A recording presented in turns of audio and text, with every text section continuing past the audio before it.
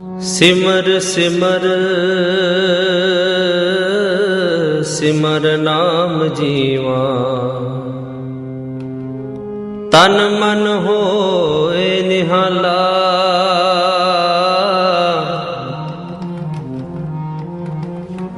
चरण कमल तेरे तोए तोए पीवा,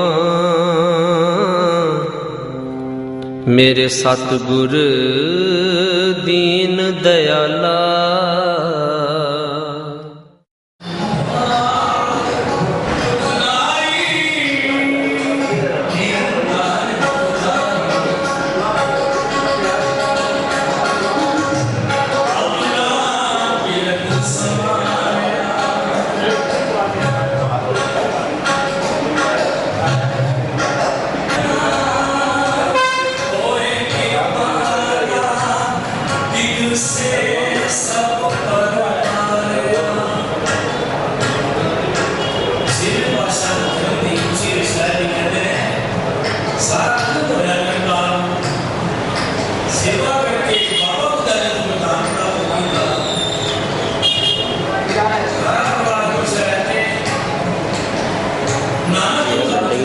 पवित्र हजूरी अंदर शोभायमान में बैठे गुरु सवारे सत्संगी जनों, बड़े ही प्यार भावना के नाल आज असीं मीरी पीरी के दाता धन श्री गुरु हरगोबिंद पातशाह जी का प्रकाश दिहाड़ा गुरु की गोद विच बैठ के मना रहे हैं। जितने भी अपन गुरु की गोद में जुड़ बैठे हैं, गुरु के इतिहास दियां विचारां की सांझ करन तो पहला सारे ही अपनी मनोवृत्तियां नूं करिए एकागर, एकचित होके गुर बख्शी फतेह सारे भगवान करो गज के आपको जी।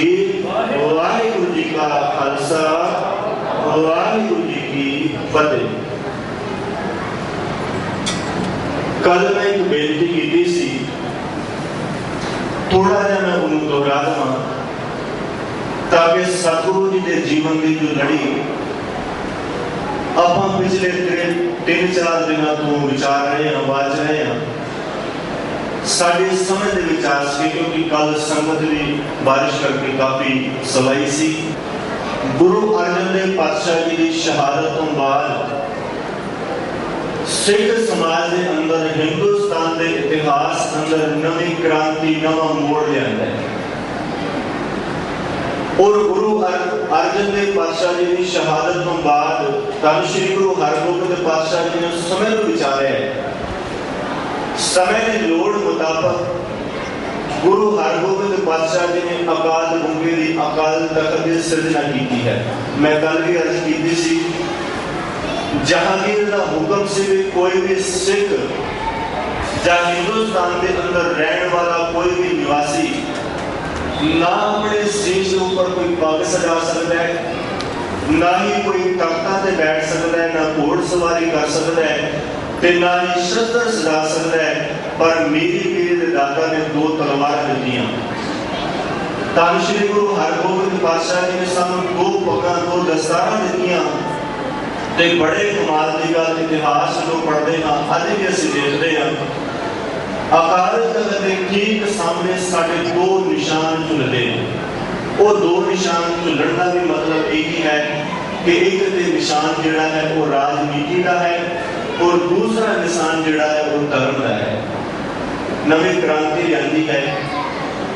ये गल जहांगीर बादशाह को कदे हजम नहीं हुई भाई मेरी आम जनता का एक मामूली जिहा बंदा इतनी बड़ी फौज, इतनी बड़ी ताकत पैदा कर सके। कहते ने इस गल देख रहे हैं, जहांगीर ने अपने वालों गुरु हरगोबिंद पातशाह को गिरफ्तार करने वारंट जारी किए। आज जो गिरफ्तार करने वारंट जारी किए ने, कहते धन श्री गुरु हरगोबिंद पातशाह को गिरफ्तार करने लिए वजीर खान ते किंचवेल इतिहास के 2 नाम मिलते हैं। एक ने वजीर खान ते दूजा किंचवेल। वजीर खान वो नहीं है जिहड़ा 10वें पातशाह वेले सी। ये गुरु अर्जन देव पातशाह जी का सिख है, गुरु नूं प्यार करने वाला है। किंच देख रहे अंदर भी गुरु करते भी प्यार है, गुरु करते भी श्रद्धा है। अज कहते दोने आए ने गुरु हरगोबिंद पातशाह जी को जहांगीर का फरमान आके सुनाया है। तैयारी करके बड़े प्यार के नाल गुरु साहब जी को दिल्ली लेके गए। दिल्ली ले जाके मजनू का टिला जिथे गुरुद्वारा है, कुछ समा गुरुदेव पातशाह जी उत्थे ठहरे। उत्थे ठहरन तो बाद कई दिन जहांगीर दे नाल गुरु हरगोबिंद पातशाह की मुलाकात हुई, जो इतिहासकार लिखते काफी प्रभाव भी जहांगीर के ऊपर गुरु हरगोबिंद पातशाह जी शख्सियत का पैदा है। कई बार गुरु हरगोबिंद पातशाह जी के नाल जहांगीर शिकार खेडने भी गया है, पर कहते उस वेले जिहड़े कंन भरन वाले सी जहांगीर के दरबार दे विच उन्होंने चुकण वाले सी, उन्होंने चुकना करके अपने अंदर का शंका, अपने अंदर के भरम, अंदर का डर दूर ना होने करके गुरु साहब जी ग्वालियर के किले में नजरबंद किया है।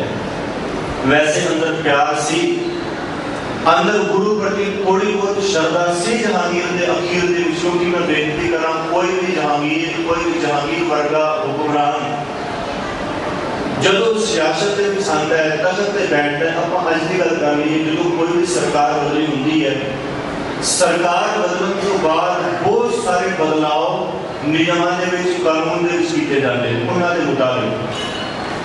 उस वेले भी होया करता से कि जहांगीर जो अखीरला समा चल रहा है उसके अंदर काफी तब्दीली आ चुकी है। सतगुरु की शख्सियत का प्रभाव पै चुका है, क्योंकि इन्हें आप अपने अखी वेख्या है। जब सन 1616 लैके 1616 तो लैके सन 1624 तक गिलती ताप लाहौर दे विच होया है।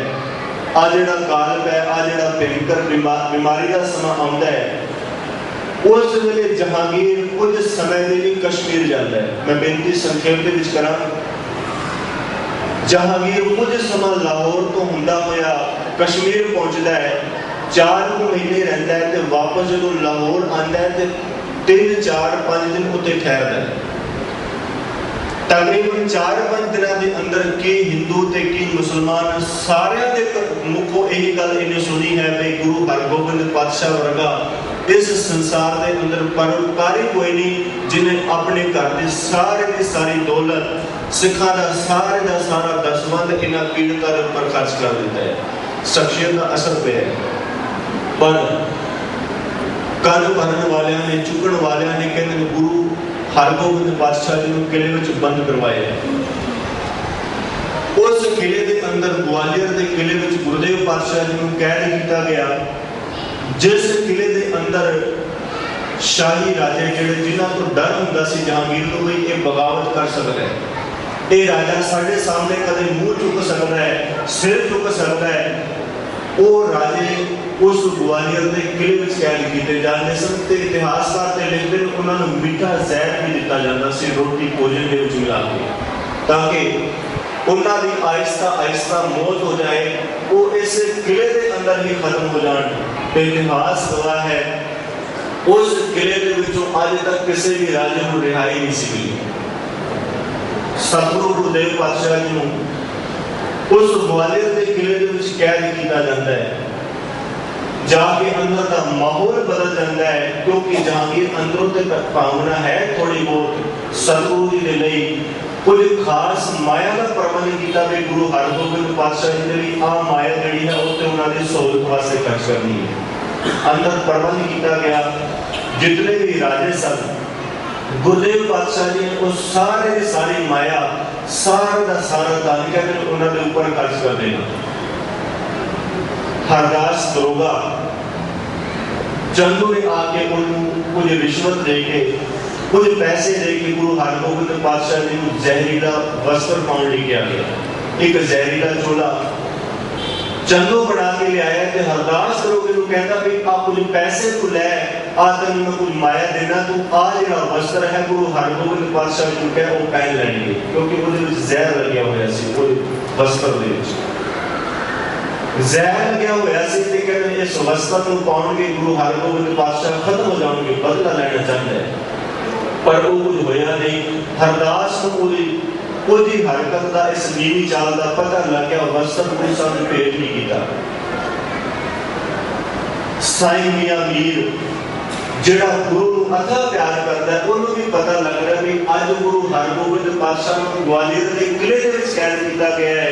ਕਹਿੰਦੇ ਨੇ ਲਾਹੌਰ ਤੋਂ ਮੰਜ਼ਿਲਾਂ ਤੈਅ ਕਰਦਾ ਹੋਇਆ, ਪੈਂਡਾ ਤੈਅ ਕਰਦਾ ਹੋਇਆ ਜਹਾਂਗੀਰ ਕੋਲ ਆਉਂਦਾ ਹੈ।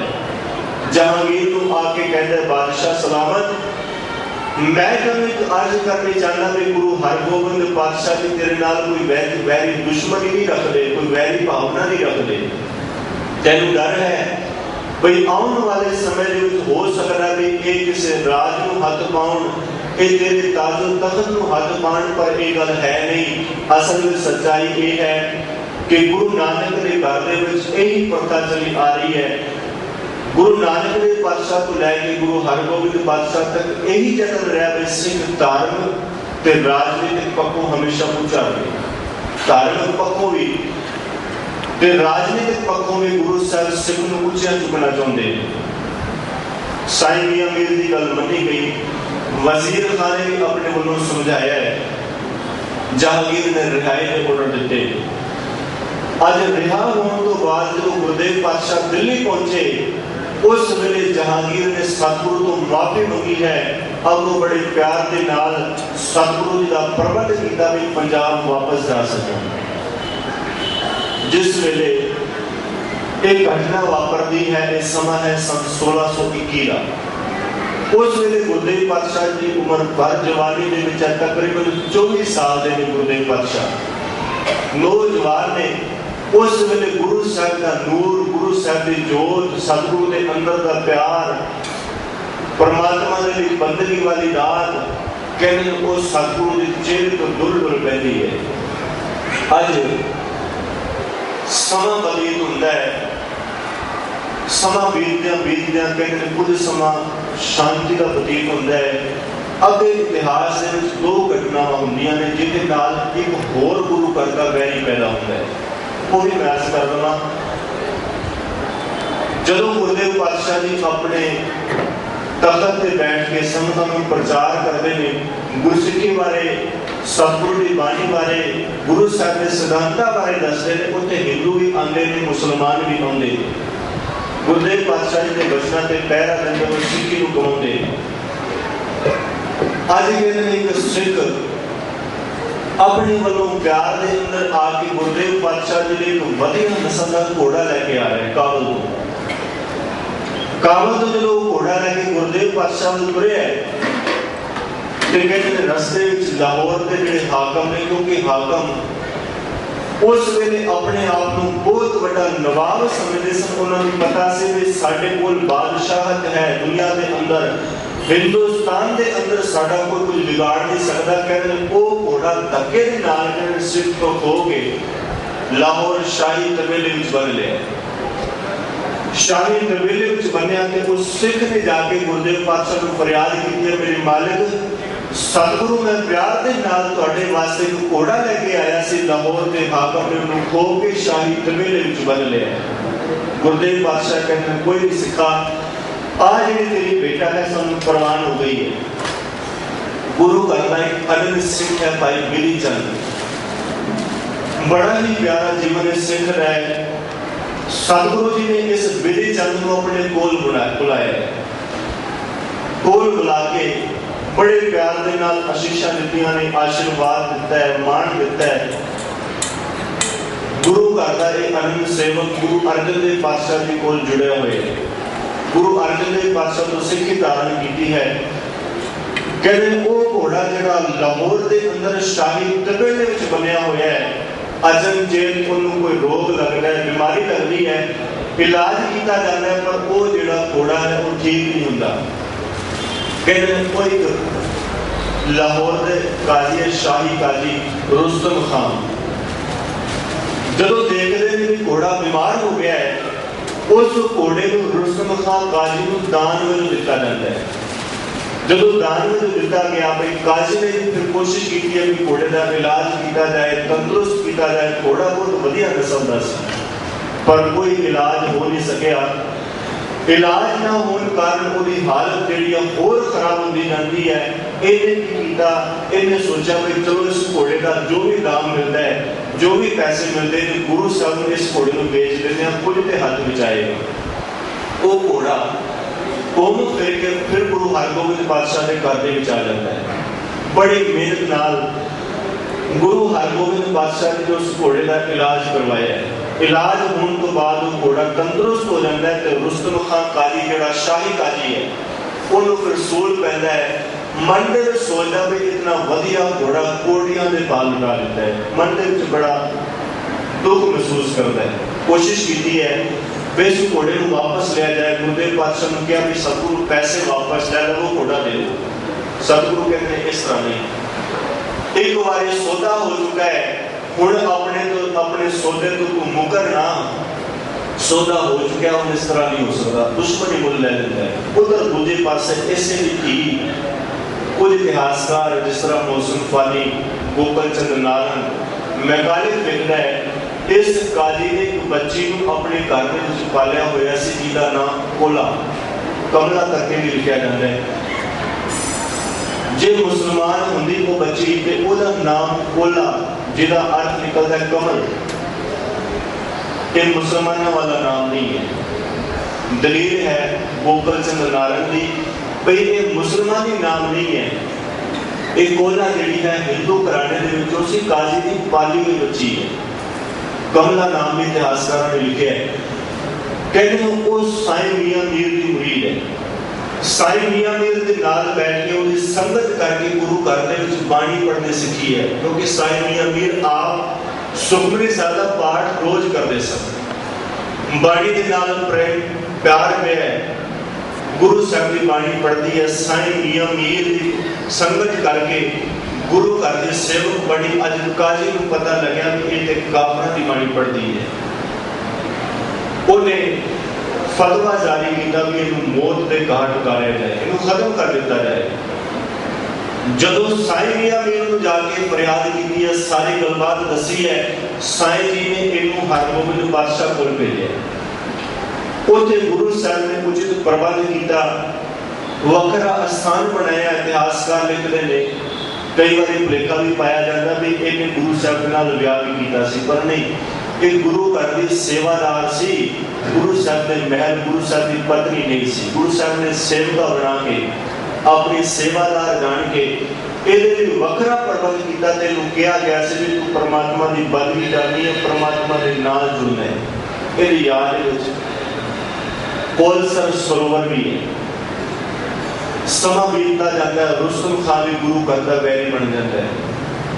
कल मैं बात की सी भाई जिहड़ी तलवार बाबर लेके आंदा है हिंदुस्तान ते, उस तलवार का सामना करने वाला कोई नहीं सी हुंदा बाबर के समय। पर गुरु हरगोबिंद पातशाह ने अंदर एक ज्वालामुखी पैदा कर दिता। कहते बाबर वर्गे जाबरा के मुकाबले करने वास्ते गुरु हरगोबिंद पातशाह ने फौज तैयार कर दी है। आज फौज तैयार हुई है। 4 जंग गुरु हरगोबिंद पातशाह जी ने अपने समय के अंदर अपने जीवन काल के अंदर लड़े। कमाल की गल वो 4 ही जंग गुरु हरगोबिंद पातशाह ने जीते।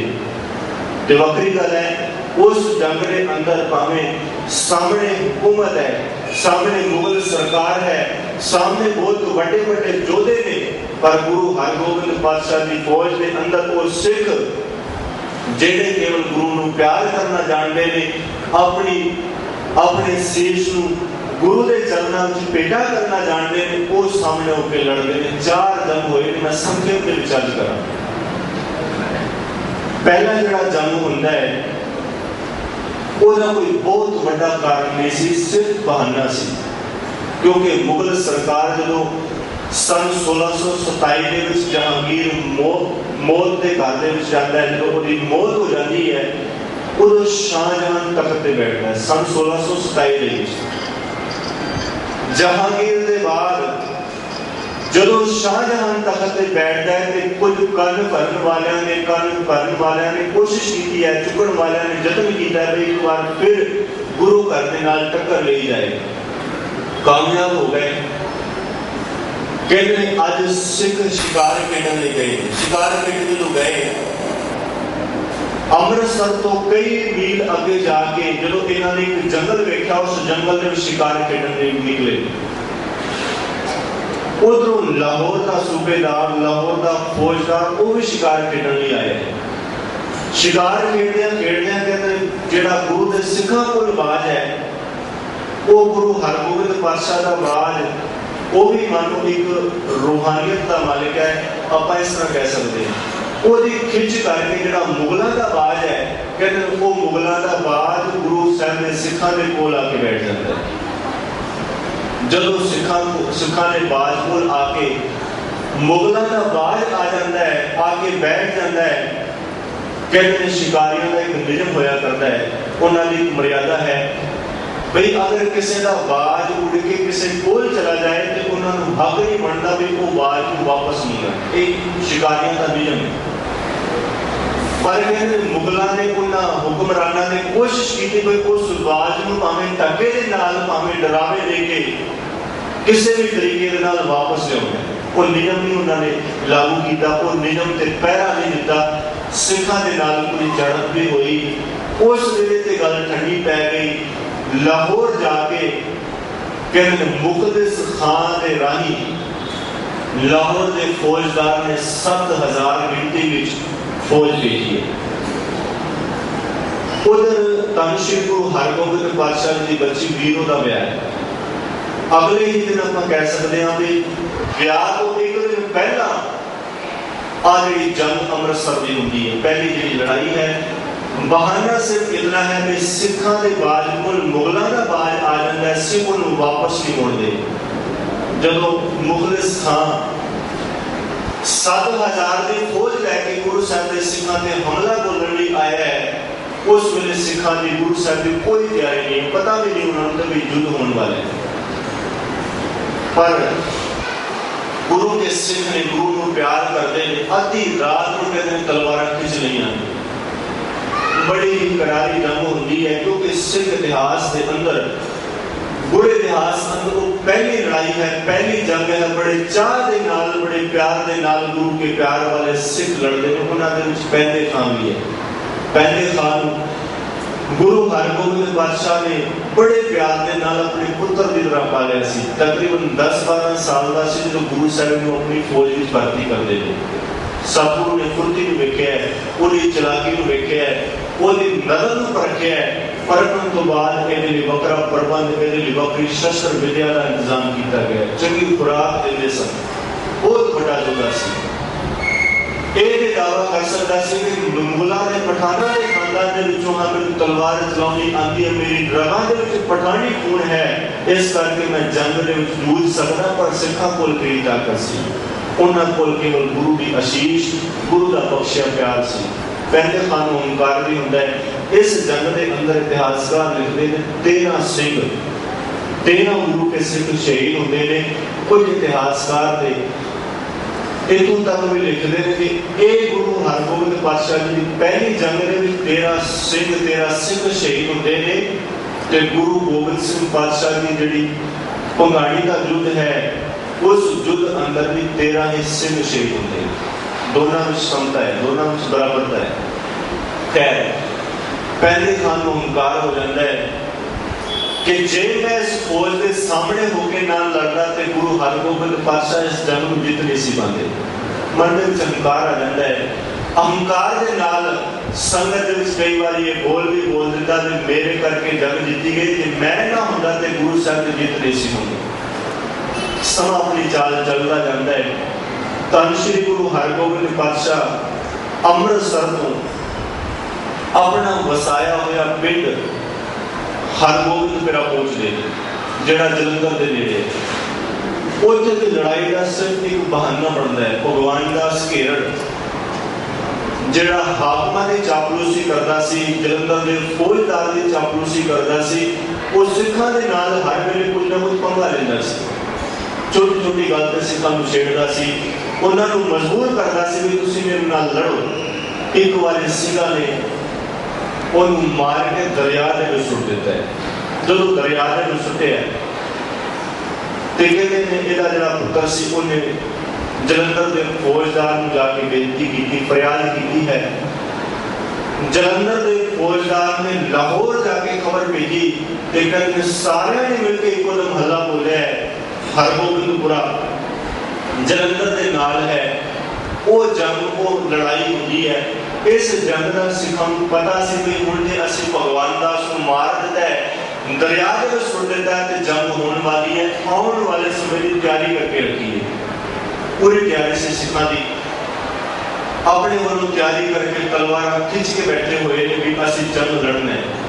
बड़े ही दलेरी के नाल इस जंग के अंदर गुरु के सुर में लड़ते ने।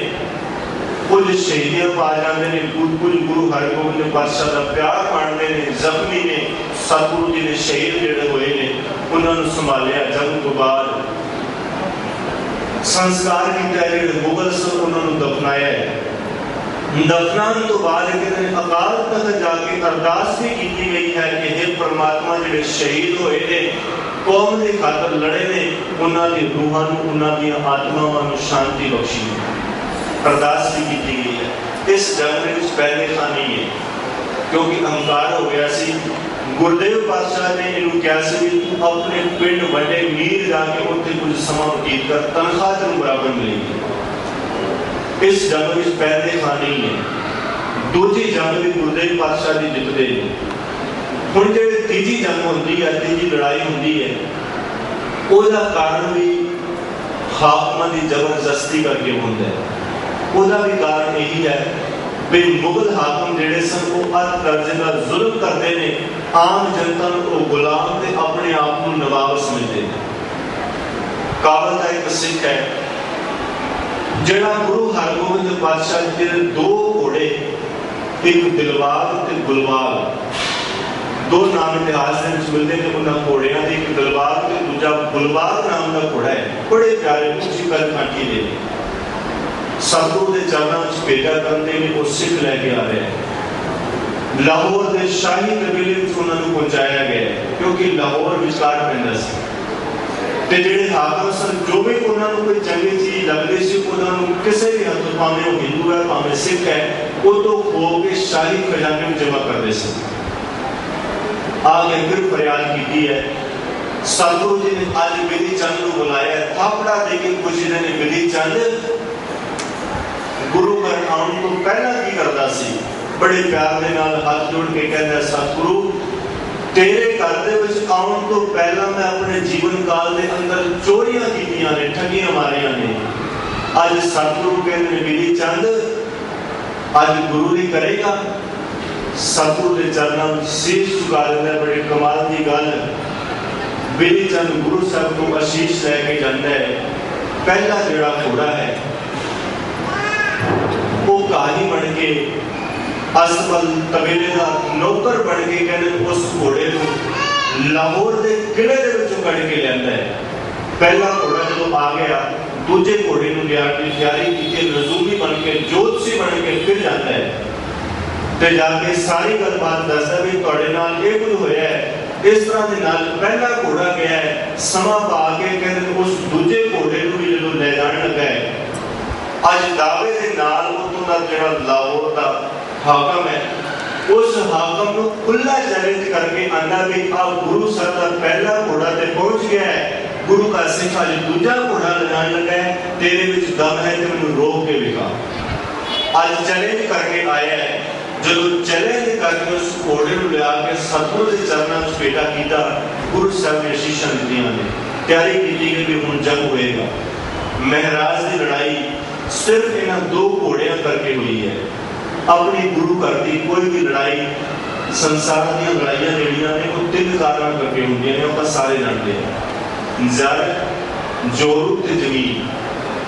एक तो सोने करके पैसे करके लड़ाई होती है, दूजी जिहड़ी है इस्ते करके लड़ाई होती है, तीजी जिहड़ी है वो जमीन जायदाद दे करके होती है। पर कमाल की गल, गुरु साहब के जीवन काल के अंदर ना 6वें पातशाह ते ना 10वें पातशाह भावें जितनियां मर्जी लड़ाइयां हुई होण, कोई भी लड़ाई इन्हां कारणों करके नहीं हुई। सतगुरु धन श्री गुरु हरगोबिंद पातशाह ने तैयारी की है जंग की। इस जंग के अंदर 20,000 फौज आती है। सतगुरु का मुकाबला करने लिए बड़ी ही दलेरी के नाल गुरु के सिख लड़ते हैं। ये भाई जेठा वर्गे जेडे गुरु घर के सेवक ने वो भी शहीद हो जाते हैं। शहादत ने जान पी के गुरु घर दी खुशियां प्राप्त करते हैं। आ जंग भी धन श्री गुरु हरगोबिंद पातशाह जीतते। जी चौथी लड़ाई है वो पहले खां करके होती है। पहले खान गुरु साहब जी ने कुछ वस्तुएं दित्तियां सन, कुछ पदार्थ दिते सन। उन्हां पदार्थां दे अंदर उन्हां दातां दे विच एक पोशाक, एक बहुत वधिया घोड़ा ते एक सोने दे नाल जड़ी हुई मुठ वाली तलवार सतगुरु जी ने पहले खान नूं बख्शिश किया सी भई इन्हां शस्त्रां नूं इन्हां साजां नूं अपने कोल रखना है। जदों भी गुरु के दरबार दे विच तू आएगा अपने शरीर के ऊपर एक पोशाक, हाथ दे विच तलवार ते घोड़े के ऊपर सवार होकर तू आना। पर जदों इन्हें अपनी बच्ची का ब्याह किया उस्मान खान के नाल, उस्मान खान में चंगे वस्तुआं जड़ियां ने बड़ियां पाइयां, बड़ियां चंगियां लगदियां ने, उन्हें मंगियां। पहले खान एक बार ते मना भी किया पर इन्हें धी अपनी दित्ती सी। अगले समय को विचारते हुए पता सी भी जी नहीं दित्तियां ते इसने मेरी बच्ची नूं तंग करना है। उस्मान खान ने मेरी बच्ची का जीना हराम कर देना है। कहते बस उसे लालच दे विच आके उस गल पिछे पोशाक, तलवार ते घोड़ा उस्मान खान नूं दे दिता है। गुरदेव पातशाह नूं पता लग्या, बुलाया, पेश होया है। सतगुरु ने जो पूछया है भई आ की कारण है जेड़ी तेनू पोशाक दित्ती सी, जेड़ा घोड़ा दिता सी, जेड़ी तलवार दित्ती सी, ओ किथे है? तेनू हुक्म होया सी भी गुरु के दरबार दे विच उन्हां वस्त्रां नूं पहन के आना। अब वो इन्हें कुछ जवाब नहीं दिता। चंगे तसल्ली गुरु साहब ने सवाल की कराई नहीं, सबों कड़वे बोल बोलता है, अपने को दावा करता है गुरु घर दे विच मेरा मान सम्मान होना चाहिए है। पर कहते ने सतगुरु जी आगे जे किते माफी मंग लेंदा ते पार उतारा हो सकता सी, पर माफी नहीं, सबों चैलेंज करके या भी मैं तुहाडे नाल बदला लवांगा।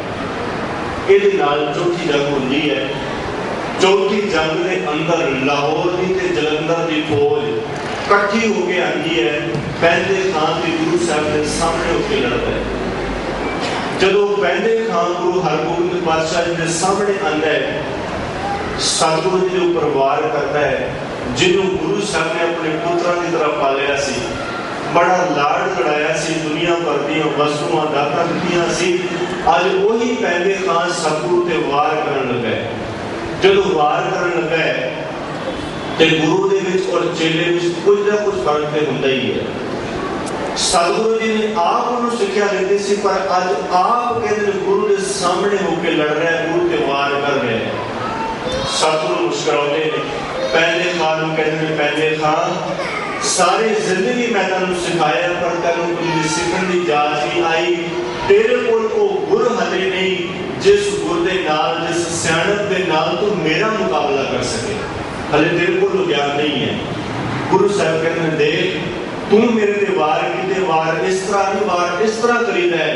कहते इको वार दे नाल पहले खान मौत दे घाट उतारन वाला वार कीता है।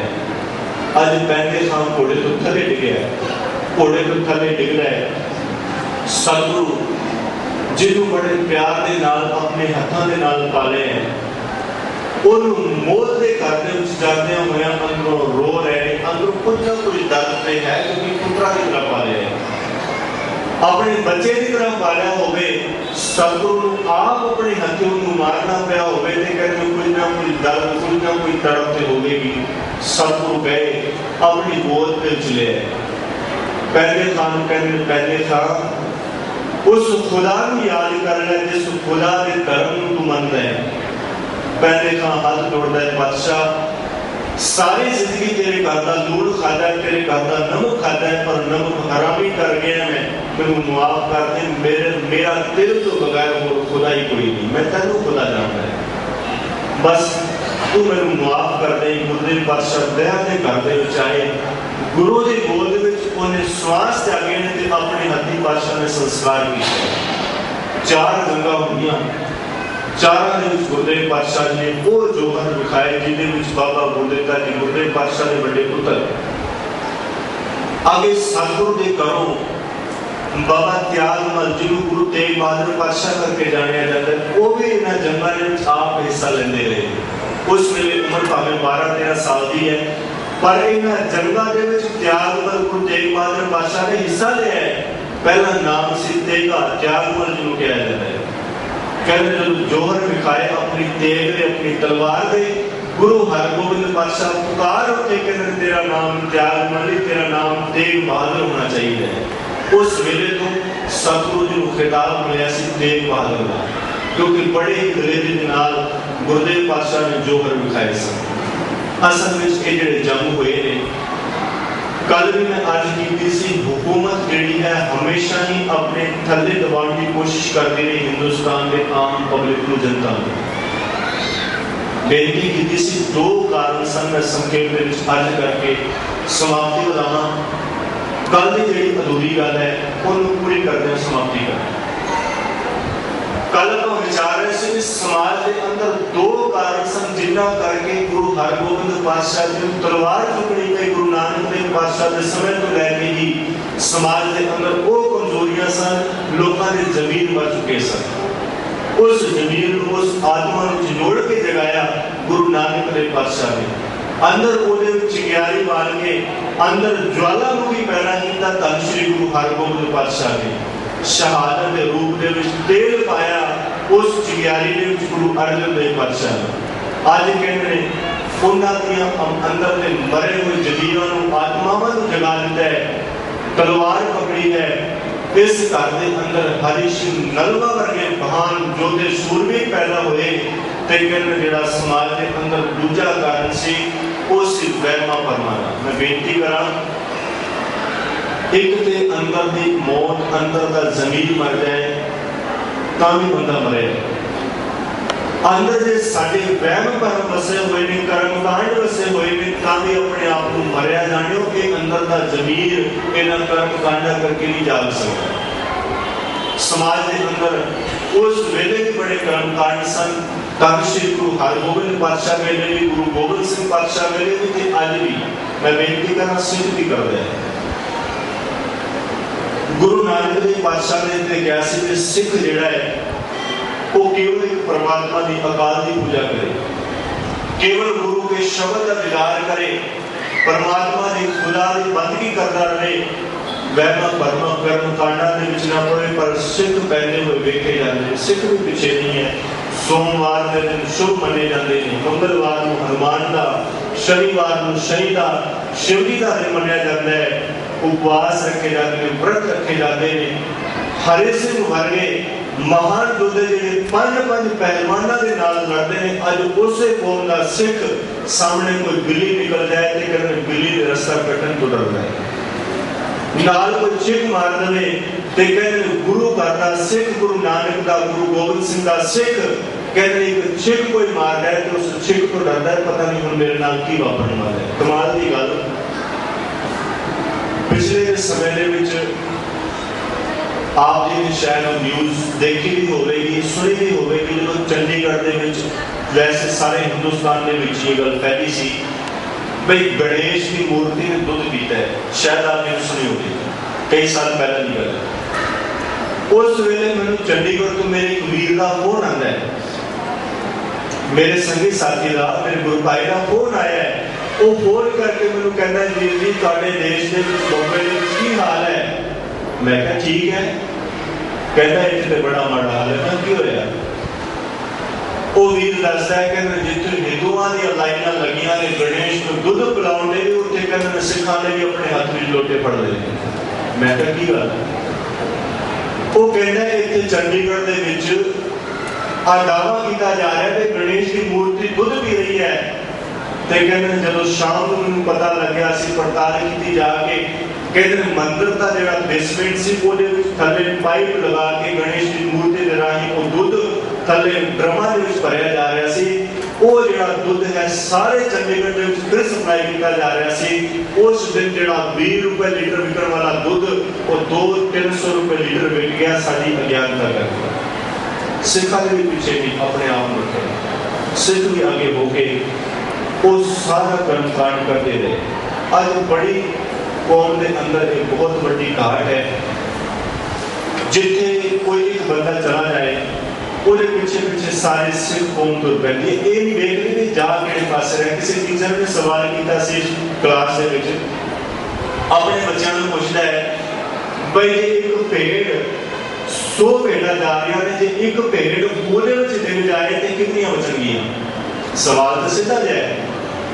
ਕਲਾਸ ਦੇ ਜਦੋਂ ਟੀਚਰ ਨੇ ਸਵਾਲ ਕੀਤਾ ਵੀ 100 ਭੇਡਾਂ ਜਾ ਰਹੀਆਂ ਨੇ, ਇੱਕ ਉਹਦੇ ਵਿੱਚ ਡਿੱਗ ਪਏ, ਕਿੰਨੀਆਂ ਬਚਣਗੀਆਂ? ਸਾਰੇ ਬੱਚਿਆਂ ਨੇ ਜਵਾਬ ਦਿੱਤਾ 99 ਉਹਨਾਂ ਦੇ ਵਿੱਚ ਇੱਕ ਬੱਚਾ ਸੀ, ਉਹ ਖੜਾ ਹੋਇਆ, ਕਹਿੰਦਾ ਸਰ ਜੀ ਮੈਂ ਤੁਹਾਨੂੰ ਇੱਕ ਗੱਲ ਕਹਿਣੀ ਚਾਹੁੰਦਾ ਹੈ, ਉਹ 99 ਬਚਣਗੇ, ਉਹਨਾਂ ਦੇ ਵਿੱਚੋਂ ਇੱਕ ਵੀ ਨਹੀਂ ਬਚੇਗੀ।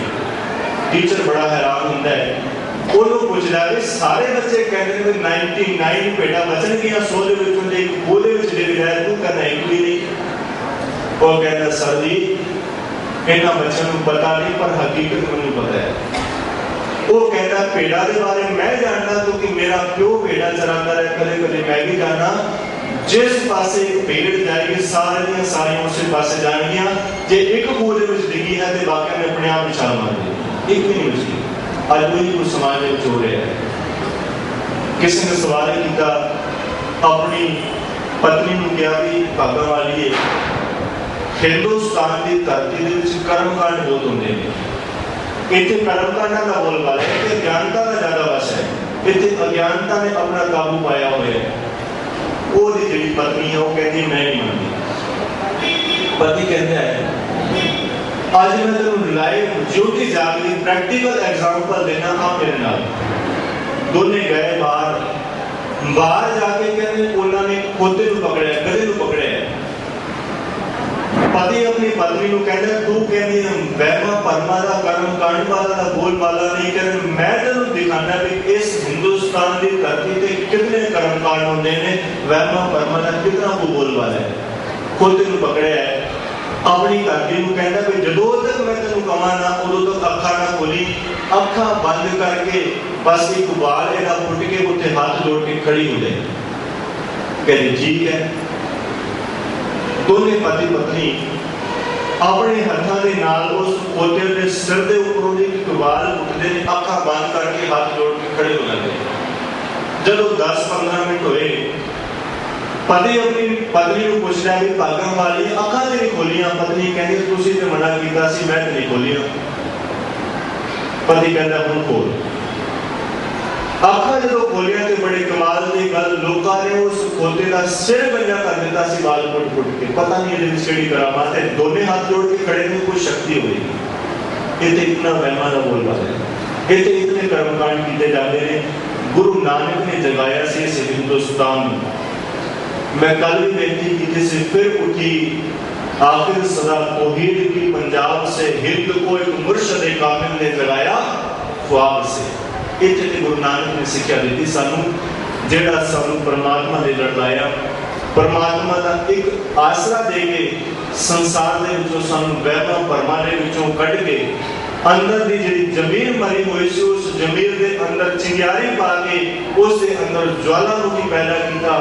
ज़ालिम दा मुकाबला करने लई साडे हाथ विच गुरु हरगोबिंद पातशाह ने मीरी पीरी दी दो तलवारां पकड़ाईयां। मीरी पीरी भाव की एक फकीरी की तलवार ते एक राजनीति की तलवार। गुरु हरगोबिंद पातशाह कहते ने इस मीरी दे नाल मैं बादशाह को खरीदना है, पीरी दे नाल फकीरी को खरीदना है।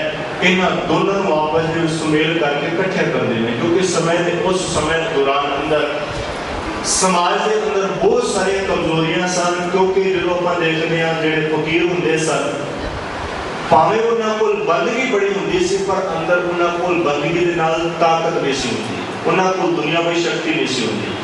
बंदगी करते सन, पर जो उन्होंने ऊपर कोई जुल्म करता सी, उन्होंने राजे की शरण में जाना पैंदा सी, बादशाह की शरण में जाना पैंदा सी। बादशाह को ताकत सी, पर उन्होंने अंदर ज्ञान नहीं सी, उन्होंने कोई तलवार सी, पर चंगी सोच नहीं सी। गुरु हरगोबिंद पातशाह ने दोनों गल्लां इकट्ठियां कीता है, चंगी सोच दी, चंगी अंदर परमात्मा की बंदगी करने वाली दात दी, नाल विचार दे के तलवार पकड़ाई कि हुण जे इहदे कोल चंगी विचार है ते ये अपने जीवन काल के अंदर कदे भी किसी से जुल्म नहीं करेगा। संत ते सिपाही गुरु का सिख बनाया गुरु हरगोबिंद साहब जी ने। उन्होंने प्रकाश दिहाड़े अज आप मना रहे हैं। असीं तो कह रहे हैं भाई सिक्खी जी है बहुत कमानी औखी है, पर याद रखियो संत सिक्खी विरसे में मिली है। असीं की कुर्बानियां कीतियां ने अपने गुरु के खातर, असीं की कमाया अपने जीवन काल के अंदर, सानू ते दात मिल गई है परमात्मा वालों, साडी झोली विच रहमतां मिल गई, सिखां दे घर दे विच पैदा होए। सिक्खी साडी झोली विच विरासत दे विच मिली है, पर जिन्हां ने कुर्बानियां कीतियां उन्हां तो पुछिए वेखो किवें किवें अपना सारा कुछ गुरु के चरणों तो वार दिया करते। मैं एक बेनती करनी चाहना है, गुरु हरगोबिंद पातशाह के इतिहास तो सिर्फ एक साखी बड़ी प्यारी मैनूं लगी, वो कह के मैं समाप्ति करूँ। धन श्री गुरु हरगोबिंद पातशाह जो शिकार खेडने निकलते हैं, अचनचेत कहते हैं अज एक माँ गुरु हरगोबिंद पातशाह के सामने खड़ी हो जाती है, जिसका नाम लोगों ने इतिहासकारों ने माई सुलखनी करके लिखा है। वो माँ जी गुरु हरगोबिंद पातशाह के सामने आके घोड़े दी लगामां पकड़ लेती है, फरियाद करती है, बेनती करती है, मेरे मालिक मेरे घर के अंदर पुत्र नहीं है, मेरे घर के अंदर संतान नहीं है, 57 मिनट मैंने पता लग गया कि तेरे घरों रहमत मिल जाया करती है। 3 मिनट और खत्म हो। गुरु हरगोबिंद पातशाह मुस्कुराए, बस ये मुस्कुरा के कहते मां तेरे बागां दे अंदर संतान का सुख नहीं है। कहने उस वेले उस मां सुलखनी ने अपने वालों जी कलम लवात लैके आए से गुरु हरगोबिंद पातशाह के सामने पेश की है। पेश करने तो बाद कहते मेरे मालिक मेरे साइया इत्थे लिखने वाला भी तू ते दरगाह दे विच लिखने वाला भी तू, जे परमात्मा दे घर दे विच नहीं लिखिया, जे उस दरगाह दे अंदर नहीं लिखा ते मेरे मालिक इत्थे ही लिख दे। प्यार दे विच विजी है सतगुरु अज टुटे ने जदों अपने हाथ दे नाल कहंदे ओ कलम दे राही माता को आशीष देने वास्ते एक पुत्र की दात देने लगे तो कहते उस वेले घोड़ा हिलिया है। घोड़ा जो हिलिया एका पान लगे उस एके का सत बन गया है। जो सत बनया तो गुरु हरगोबिंद पातशाह मुस्कुराते मां को कहते मां तेरे भागां दे विच एक भी है नहीं सी, पर परमात्मा ने तेन 7 पुत्रां की दात दे दी है। मां चरणा ते टह पई कहती सतगुरु की दात दी है, एक मेल होर करी मेरे घर दे विचों सिक्खी ना किधरे जाए। गुरु साहब जी ने निवाजिया उहदे 7 पुत्र सन। कमाल की गल वो माई का हिरदा किहो जिहा होवेगा जिहड़ी एक पुत्र वास्ते बिलखदी तड़पदी सी। अज कहंदे जदों गुरु हरगोबिंद पातशाह जी ने 3जी ते 4थी जंग लड़ी है, उन्हां जंगां दे अंदर इस माई ने अपने 7 के 7 पुत्र कुर्बान होने लई भेज दिते। इहो जिहा जज्बा होया करदा सी, ਉਹ ਜਿਹਾ ਪਿਆਰ गुरु के चरणों नाल सिखदा होया करता सी। अज ते असीं उस प्यार नूं की निभावांगे? सिर्फ जिवें अज असीं गुरु की गोद विच बैठ के सतगुरु दा प्रकाश दिहाड़ा मना रहे हैं, बेनती करदे मेरे मालिक जी साडे घर भी किते सिੱਖੀ प्रफुल्लित होवे, साडे घरां दे अंदर भी किते गुरमत दा ज्ञान पैदा होवे, असीं भी अज्ञानता दे अंधकार दे विचों निकल के जिहड़े ज़मीर साडे मर चुके ने वो जाग गए, असीं सुचेत हो जाइए, वहम भरम कर्म कांडा को ऊपर उठ के एक परमात्मा के चरणों में जुड़ जाइए। सतगुरु की कृपा हुई है। आप समूह संगतां ने जसपाल सिंह भाटिया समूह प्रबंधक मीरा ने दास को बड़ा ही प्यार देता है। पंज नाम भरी है। 5 दिन के अंदर जो भी गुरु घर के इतिहास की गुरु बाणी की विचार की गल आप जी चंगी लगी होवे, गुरु की विचार जान के अपने जीवन में समा लेना। होइयां भुलां मेरी झोली मेरियां जान के बख्श देना।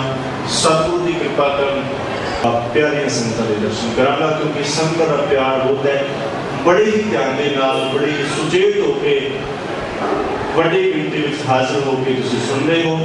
प्रचारकां दा सुनाया वाहिगुरू जी का खालसा वाहिगुरू जी की फतेह। मेरे मालक छेवें नानक साहब श्री गुरु हरगोबिंद साहब जी के प्रकाशक को जिन्ना कर्म कांडा तो श्री गुरु नानक देव जी महाराज ने दूर करने की कोशिश की थी, तब जी महाराज के चरणों से अपने फरियाद करना। सो निहाल वाहिगुरु वाहिगुरु वाहिगुरु वाहिगुरु वाहिगुरु वाहिगुरु वाहिगुरु वाहिगुरु वाहिगुरु वाहिगुरु